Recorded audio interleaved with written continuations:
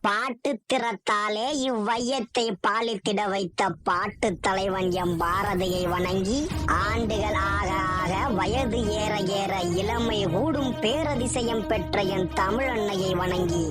தன்னை விட உயரத்தில் நிற்க வைக்க, எங்களை தரணியை ஆள வைக்க முழு மூச்சாய் எங்களுக்காக உழைக்கும் ஆசிரிய பெருமக்களை வணங்கி, அறியாமையை சுருக்கி அறிவை பெருக்கி நாளை சூரியனை போல் ஒளிவீச காத்திருக்கும் என் இளம் காளையர்களே, கன்னியர்களே, வருங்கால தேவைகளே, எதிர்கால மேதைகளே,